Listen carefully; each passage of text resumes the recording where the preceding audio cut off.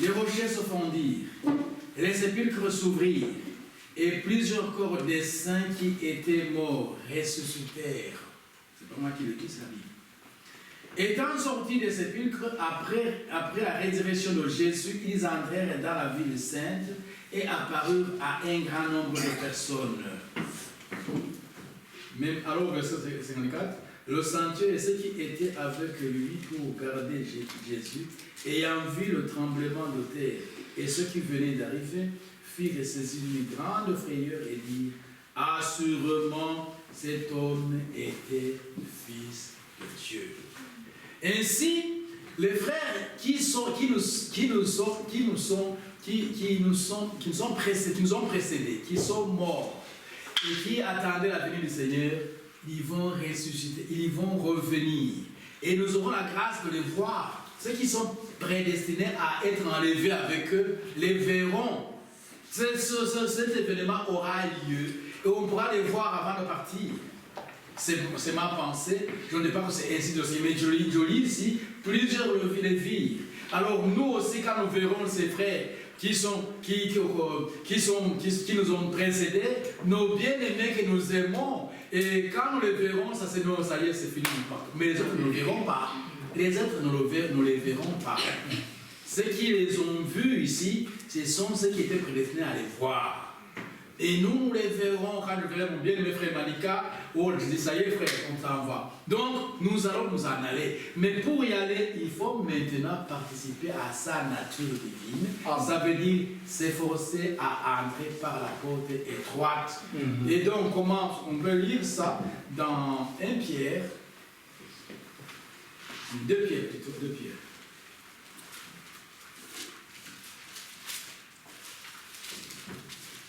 2 Pierre, chapitre 1er. Commençons par le verset 3. Pour ceux qui écoutent les prédications de frère Branham qui lisent, c'est la stature de l'homme parfait. Alors il est dit, sa divine puissance, nous a donné tout ce qui contribue à la vie et à la piété, c'est ça la grâce. Donc, sa divine puissance nous a donné tout ce qui contribue à la vie et à la piété, à la vie éternelle. Ce n'est pas la vie de ce monde. Au moyen de la connaissance de celui qui nous a appelés par sa propre gloire et par sa vertu. Celle-ci nous assure de sa part les plus grandes et les plus précieuses promesses, afin que par elles, par ces promesses, vous deveniez participants de la nature divine en fuyant la corruption qui existe dans le monde par la convoitise. On doit fuir ça. Jeunes gens, écoutez, ceci vous concerne et nous, tout ça nous concerne, nous devons fuir tout ce qui nous corrompt, toutes les convoitises de ce monde. Les gens portent Nike. Moi aussi, absolument, il faut que je porte Nike. Ton père n'a pas porté. Je voyais, ça me rappelle mes petits enfants, et qui ils portaient les chaussures de 200 € et son père lui dit, petit, je te donne l'argent pour lequel je transpire. Moi, je n'ai pas encore porté les chaussures de 200 €. Mais toi, tu portes. Mais qu'est-ce qui t'a pris? Qu'est-ce qui te prend? Il dit, ah papa, et ça c'est ça qui est à la mode. Hein. Et donc, alors qu'on lui donnait justement, je ne sais pas, on lui donnait 300 € par mois d'argent de poche, mais il prend ces 300 €, il prend 200 €, il va acheter des chaussures, il va laisser seulement 100 €, mais parce qu'il ne fait pas autre chose, et puis après il commence à regarder, il dit, papa, donne-moi l'argent, je n'ai plus d'argent. Alors que justement, toi tu n'as que 300 € de revenus, tu vas acheter 200 € une chaussure, il y a un problème qui ne va pas. Il y a un problème. Il dit, moi je porte, il dit, mes chaussures, il n'y a pas de chaussures que je porte, il est médecin. Il dit, même pas 100 €, mais toi tu portes 200 €, alors moi qui suis ton père, je te rapporte cet argent, mais tu dois porter ça. C'est la convoitise de ce monde, il faut imiter les autres. Bien aimé mes enfants, n'imitez pas les enfants de ce monde. Ne demandez pas à vos parents de vivre au-dessus de leurs moyens.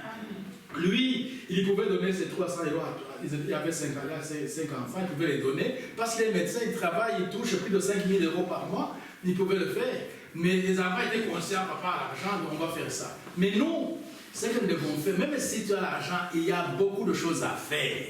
Il y a beaucoup de gens qui sont autour de vous, qui ont besoin de l'argent. Dans la famille, et tout le monde, il y a surtout nous qui sont autour d'Afrique, chaque jour, il y a des fois, des gens m'appellent, je ne réponds pas. Parce que si je réponds ici, il va me dire des choses et je n'ai pas d'argent pour m'envoyer. Quand tu vois une personne qui ne t'appelle presque jamais, mais quand il t'appelle, c'est pour demander l'argent. Alors qu'il y a d'autres qui t'appellent pour savoir comment vous êtes réveillé, est-ce que vous allez bien, qui au contraire même, moi je vous dis la vérité, que j'ai déjà mangé l'argent qui vient d'Afrique. Ah oui, quelqu'un m'a envoyé d'Afrique de l'argent parce que j'en avais besoin. Il a compris que j'avais besoin de l'argent, il dit je t'envoie 200 €.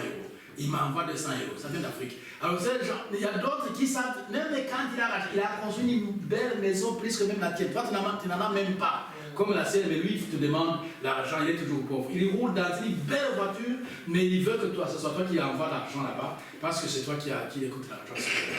Donc, ceci, je le dis en passant pour montrer combien les convoitises, nous devons les fuir. Nous devons fuir la corruption. Nous devons fuir tout ce qui attire les yeux. Tu vas dans un magasin, tu n'as pas d'argent pour acheter quelque chose. Je dis ça parce que je suis passé par là, moi aussi.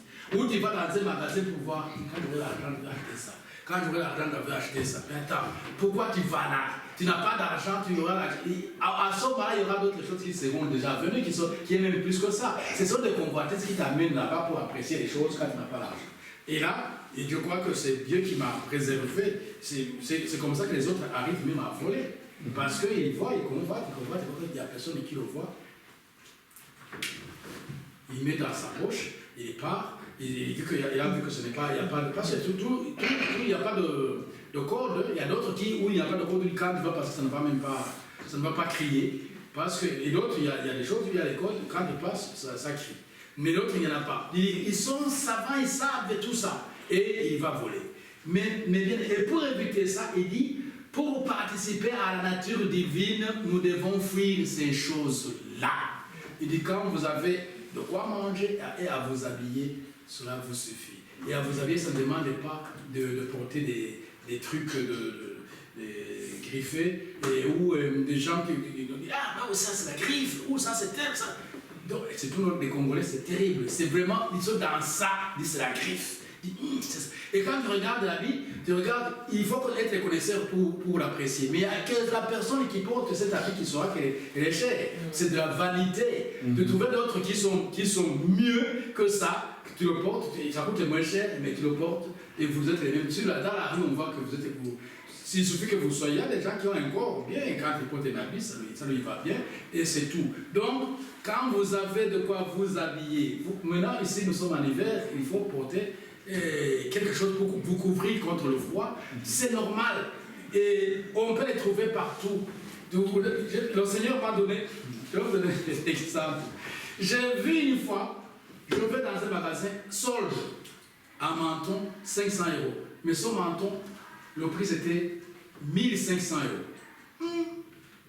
À ce moment-là, je travaillais, dit, si j'ai 1500 €, je me trouve en place. J'ai payé 500 €, j'ai payé. Mais pour moi, après, j'ai vu que c'était aussi de la folie pour acheter un manteau de 500 €, parce que tout simplement, ça coûte 1500 €, donc c'est à un tiers de prix que je l'ai acheté, mais parce que j'en avais. Mais cet argent, je pouvais aussi acheter un manteau de ça 20 €, et puis ailleurs. Et ce manteau, un jour, je l'ai trouvé encore quelque part, à combien? À 15 €.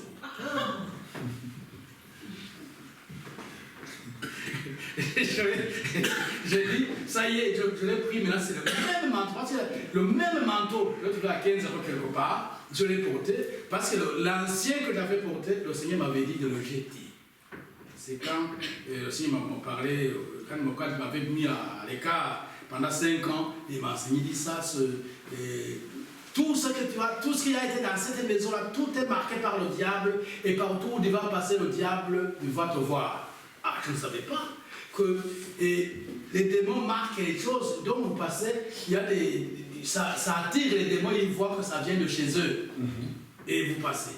Mais alors il a fallu que j'étais. Mais alors le jour où le Seigneur a voulu me restituer le même manteau, je l'ai acheté à 15 € et j'ai rendu grâce à Dieu.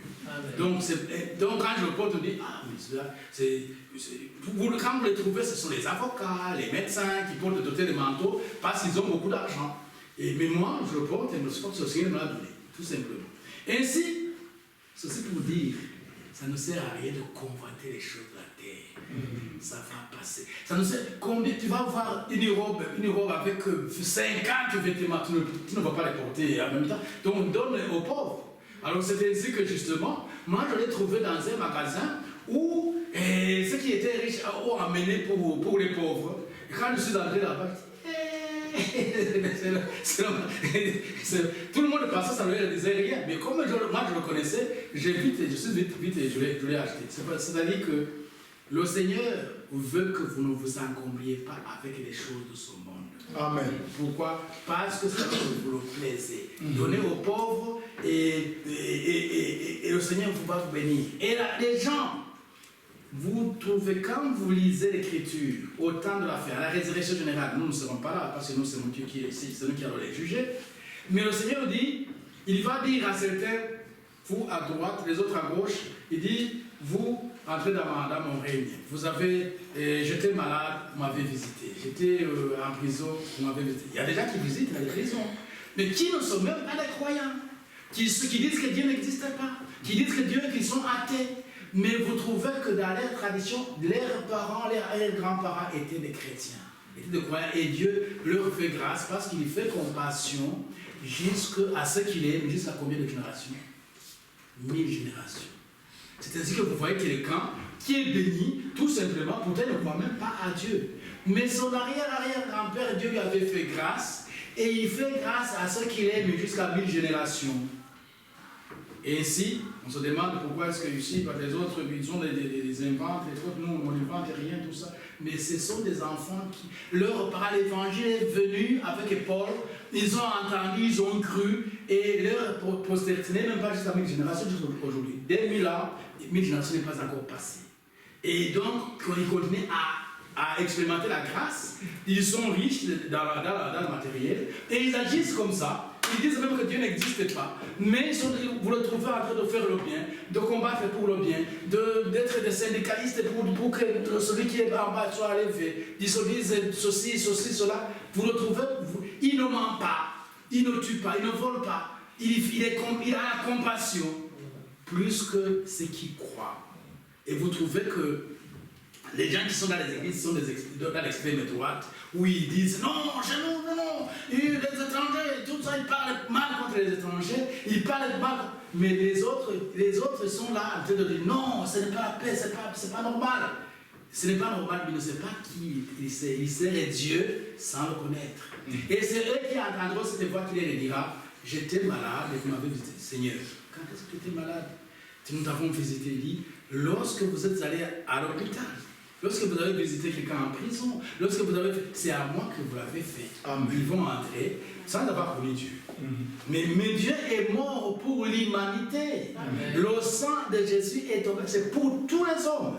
Mais maintenant, pour nous qui avons cru, maintenant quand nous renonçons à la parole de Dieu, quand la parole de Dieu nous est annoncée que nous la piétinons, alors là, il dit, il dira ouvertement, je ne vous ai jamais connu.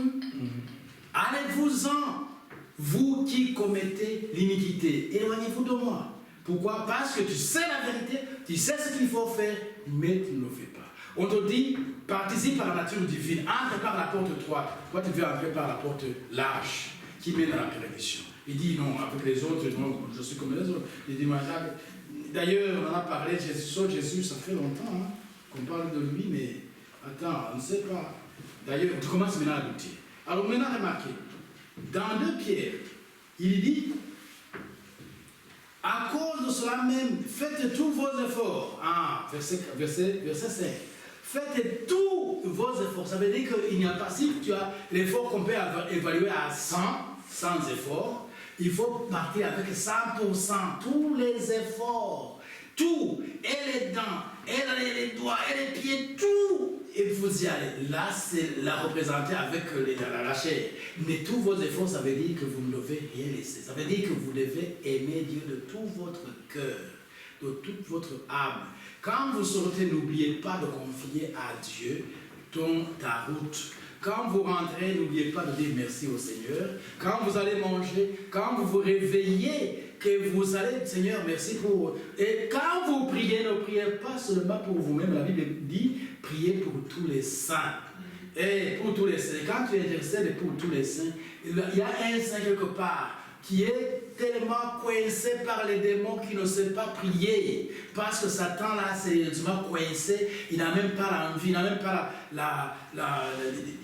non, même la Bible, regarde, il passe. Pourquoi Satan l'a coincé? Et quand il prie pour lui, Dieu le délivre. Et quand il est délivré et qu'il est bien disposé, tu es récompensé. Oui, c'est dans le ciel. Alors maintenant, remarquez. À cause de cela même, faites tous vos efforts pour joindre à la foi la vertu. La foi qui t'a été communiquée par la vérité, que tu as entendue, la vérité qui est la parole de Dieu.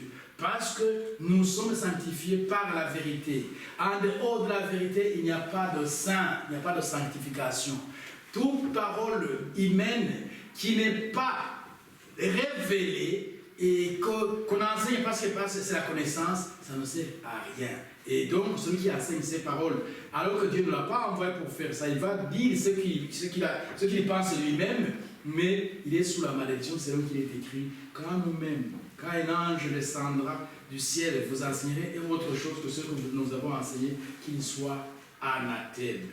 Alors maintenant, on dit, joindre à la fois la vertu. Cette vertu, frère, le prophète de notre temps, il nous explique ça en disant que c'est exactement la vertu que Jésus a senti que ça sortait de lui lorsqu'on l'avait touché. Ça veut dire que toi aussi, lorsque l'Esprit de Christ habite en toi, tu deviens comme le disciple de Damas. Il était là. La Bible dit qu'à Damas, il y avait un disciple.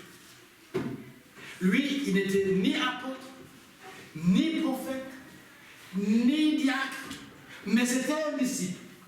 Un croyant qui avait expérimenté le baptême du Saint-Esprit. Il était dans le corps mystique de Jésus-Christ. Il y avait un disciple à Damas.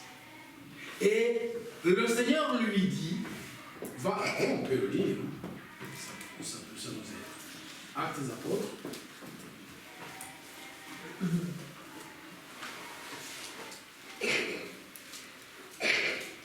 Chapitre 10.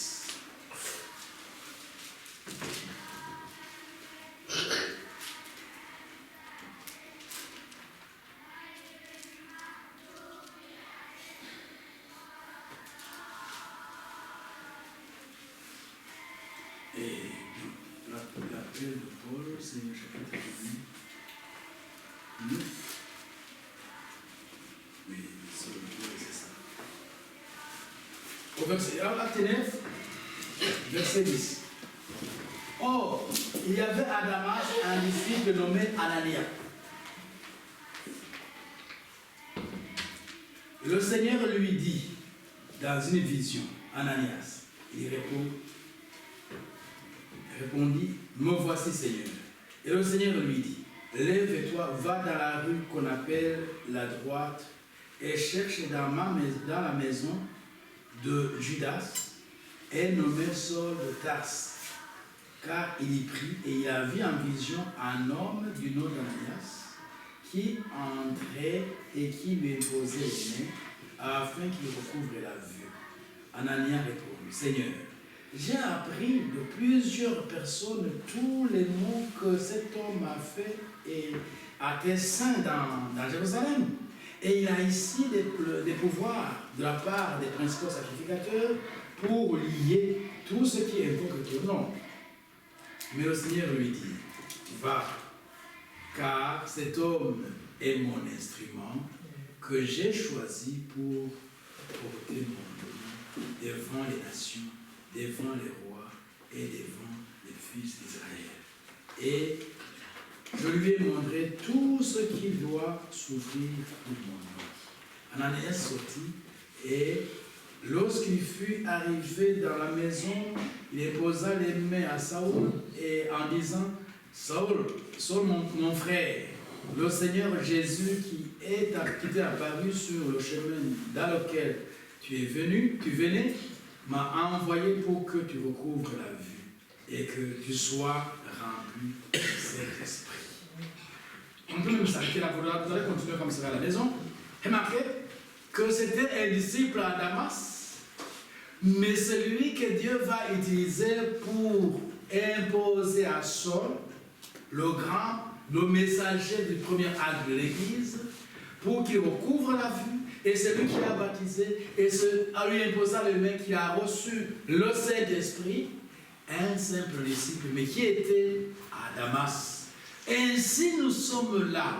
Lorsque tu renonces à toi-même, lorsque tu désires ardemment participer à sa nature divine, lorsque tu veux entrer à la porte étroite, lorsque ton désir ardent est que le Seigneur te donne à l'aimer de tout ton cœur, de toute ton âme, de toute ta force, de toute ta pensée, lorsque tu pries pour ça, le Seigneur voit ce qui est dans ton cœur. Lorsque tu donnes la première place à Dieu, eh bien, le Seigneur aussi tient compte. Quand il cherche, qu'est-ce que je peux utiliser sur tes revues, qu'est-ce que je peux utiliser en Belgique, toi, il vient chez toi, tu es étonné, il te montre une vision et il t'envoie faire quelque chose. Parce que tu es disposé et disponible pour Dieu. Et non pas disposé et disponible pour le diable. Lorsque tu convoites, lorsque tu imites les jeunes gens de ce monde-ci, tu n'es plus disposé pour Dieu, mais tu es disposé pour servir le diable. Et lorsque tu fais, tu as dit selon tes convoitises, tu es en train d'obéir aux démons. Tu es en train d'obéir aux démons. Ainsi, tu seras ni bouillant, ni chaud, tu seras tiède. Tu vas seulement à l'église pour qu'on te voie à l'église. Tu t'en vas, mais ça y est, aujourd'hui, tu dois quand même y aller. Ça fait longtemps que je ne suis pas allé à l'église. Il faut que j'y aille aujourd'hui. Tu vas porter tes beaux habits pour aller à l'église pour te voir. Ça, ni bouillant, ni froid, ni bouillant. Et Dieu dit, je te vomirai de ma bouche. Mais pour ceux qui sont des vainqueurs, pour ceux qui sont prédestinés à être des vainqueurs, ils entendent sa voix et ils disent, Seigneur, me voici. Je vais être ton disciple comme Ananias à Damas. Il était disposé et disponible et Dieu l'a utilisé. Et d'ailleurs, quand vous lisez la Bible, vous ne verrez nulle part ailleurs où on parle de ce disciple. Dieu l'a utilisé à cette fois-là seulement. Il était au il a pu transmettre l'esprit qui était en lui à Saoul. Et Saoul, comme aujourd'hui, vous voyez les gens aujourd'hui dans les églises qu'on appelle les églises de réveil, qui disent, mon père spirituel, c'est elle. Mon père, non, ça c'est mon enfant spirituel, hein. C'est mon enfant spirituel, c'est mon enfant. Ici, Paul n'a pas dit que son père spirituel c'est Ananias. Il ne le dit jamais. Vous ne verrez jamais où il dit que Ananias c'est mon père spirituel. Celui qui m'a imposé les mains pour que je couvre la vue, celui qui a imposé les mains pour que je reçoive le Saint-Esprit, celui qui m'a baptisé au nom du Seigneur Jésus-Christ. Non. Parce qu'il s'agissait de Dieu agissant à travers Ananias.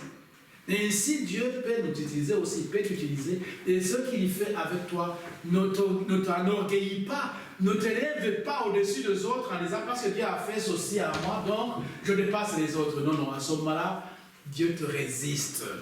Car il y fait grâce aux humbles et il y résiste à qui? Aux orgueilleux. Et ici, regardez. Donc, nous allons où? Là où nous allons, c'est à participer à la nature divine. Nous revenons dans des pierres. Comment participer à la nature divine? Il dit,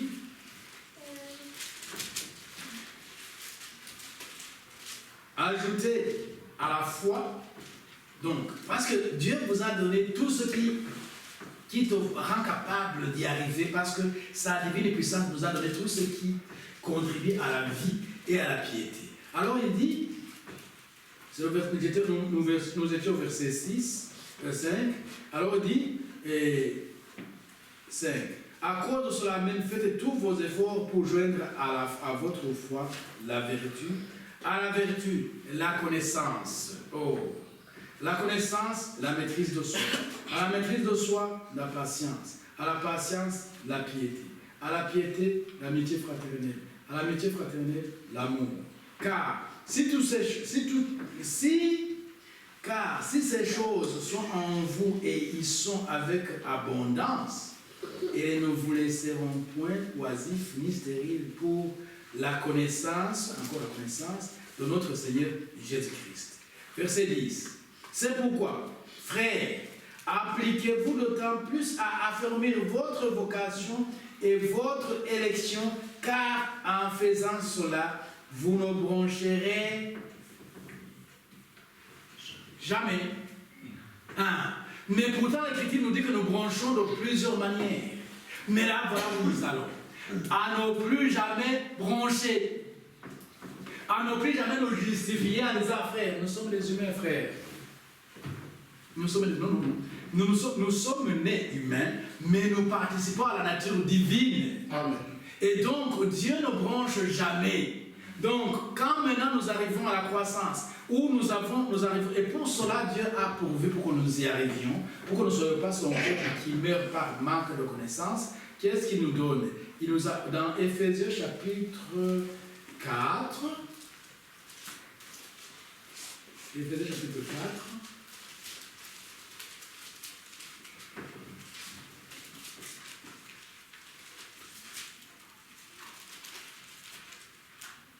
si nous commençons par le verset 17, non, pas 17, le verset 7. Mais à chacun de nous, la grâce a été donnée selon la mesure du don de Christ. À chacun de nous, la grâce a été donnée. Quand vous croyez de tout votre cœur, quand vous êtes ici, non pas pour vous montrer, mais vous venez vraiment parce que vous aimez Dieu, parce que vous savez que vous êtes enfant de Dieu. Vous venez parce que vous venez manger la parole de Dieu. Et toute parole qui sort de la bouche de Dieu vous concerne. Eh bien, quand la parole vous frappe et que vous trouvez que vous êtes indigne, c'est déjà une bonne voie. En somme, là, ça veut dire que Dieu veut que vous vous efforciez justement pour lutter contre ces démons de la Odyssée pour que vous arriviez à être bouillant. Alors maintenant, il nous dit, nous avons reçu cette grâce. Et voilà, maintenant nous continuons. C'est pourquoi il est dit, étant monté dans les hauteurs, il a amené les captifs, il a fait des dons aux hommes. Or, que signifie il est monté, sinon qu'il est aussi descendu dans les régions inférieures de la terre. C'est lui qui est descendu, quand il a été enterré, il a tué 3 jours là, c'est le même qui est monté au-dessus de tous les cieux. Vous savez que quand Marie a voulu le toucher, elle a dit ne me touche pas, je ne suis pas encore monté à mon père. Il dit va dire à mes frères que je vais rencontrer à telle montagne. Alors il dit, afin de remplir toutes choses, quand il est monté maintenant, il est revenu, il remplit toutes choses. C'est ainsi que nous avons le droit au Saint-Esprit. Chacun de nous a le droit à avoir l'Esprit de Christ en lui. C'est pourquoi nous devons le réclamer. Et comme Jacob. Vous savez que Dieu dit, je suis le Dieu d'Abraham, d'Isaac et de Jacob. Il dit, car Dieu n'est pas un Dieu des morts. Ça veut dire qu'Abraham, Isaac, Jacob ne sont pas morts. Ils ont quitté seulement le corps, tout simplement. Et c'est pourquoi d'ailleurs, quand à sa mort, il est ressuscité, quand il est ressuscité, ils sont partis avec lui. Ils ont participé à cette résurrection-là.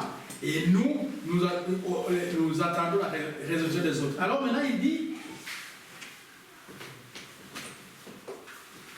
et il a donné les uns comme apôtres, les autres comme prophètes, les autres comme évangélistes, les autres comme pasteurs et docteurs.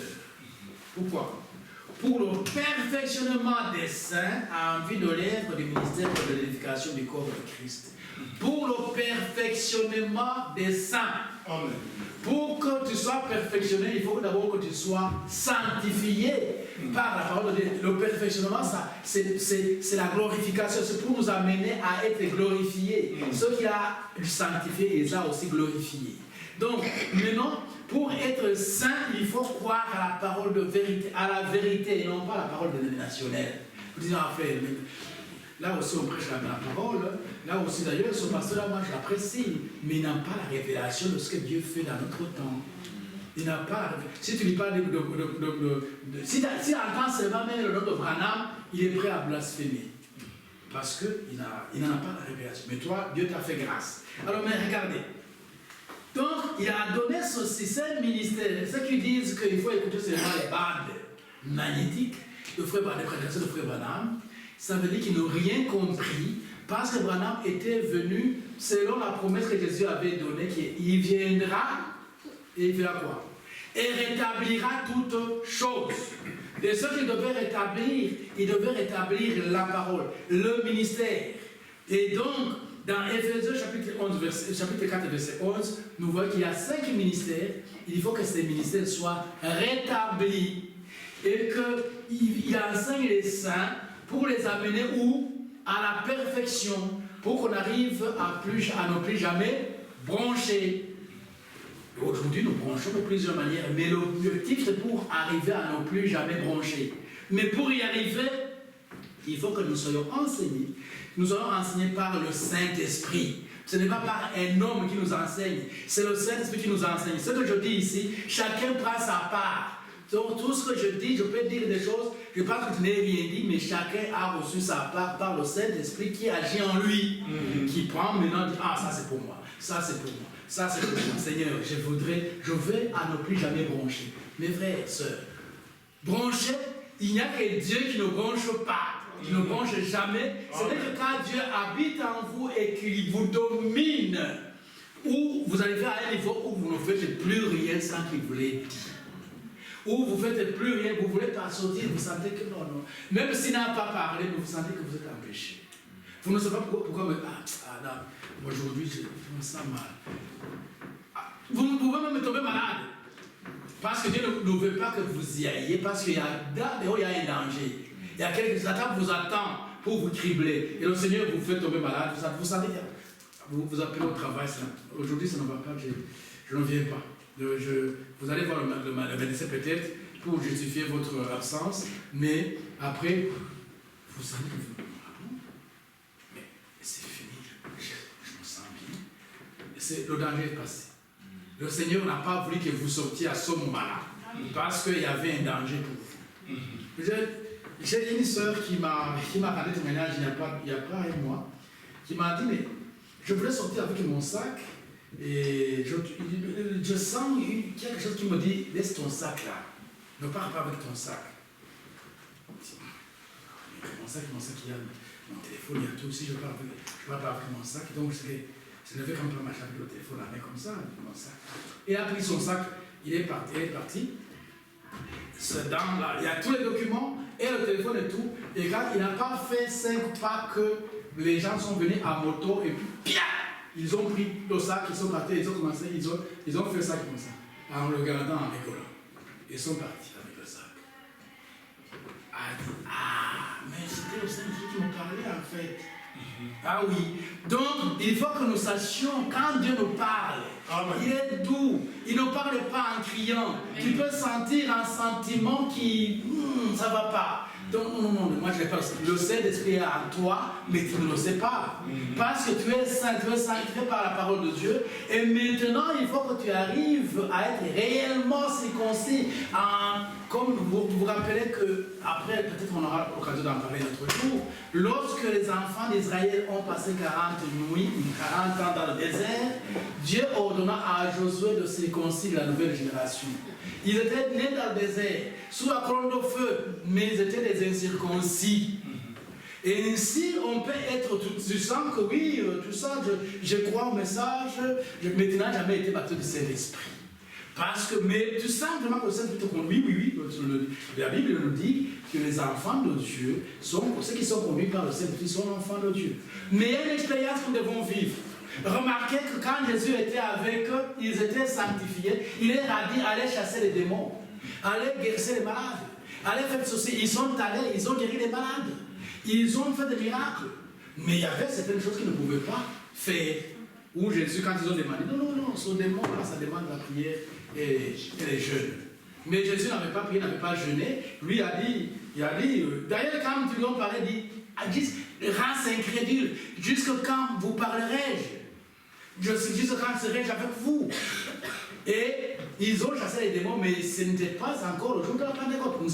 Il fallait qu'après la mort de Jésus, qu'ils attendent à Jérusalem, qu'ils soient réellement, qu'ils reçoivent une véritable circoncision de cœur. Parce que quand Pierre, quand bien même il avait marché avec Jésus, quand bien même il avait reçu la révélation que Jésus était le Fils de Dieu vivant, quand bien même il a pu dire, moi je ne peux pas, s'il faut même mourir, je vais mourir avec toi. Il dit aujourd'hui même, avant que le coq ne chante, il m'aura régné 3 fois. Et quand il a vu les souffrances de son maître, et quand il a vu que ce n'était pas de la blague, quand il a vu que ce n'était pas un jeu, la peur l'a saisi parce que c'était un moment terrible. D'ailleurs, il y a même j'ai parlé un jeune homme qui a couru tout nu. On l'a saisi et il y avait un drap et il essaie de tuer, il a pris la fuite et tout nu. Vous lisez, qui a déjà lu ça? On n'a pas encore lu ça. Prochainement, je vous montrerai ça. Je le lisais hier, je rigolais. Donc, c'était terrible. Pierre a renié Jésus 3 fois avant que le coq ne chante. Pourquoi? Parce qu'il était encore incirconcis. Pourtant, il était circoncis dans la chair, mais il fallait la circoncision de cœur qui consiste au véritable baptême du Saint-Esprit qui fait que tu entres dans le corps mystique de Jésus-Christ, dont Jésus parle ici, efforcez-vous d'entrer. C'est la porte étroite, on y passe par la parole de Dieu. Il n'y a pas autre chose, c'est mettre en pratique la parole de Dieu et prier pour ça. Et c'est ce qu'il dit, hein. Donc peut-être que...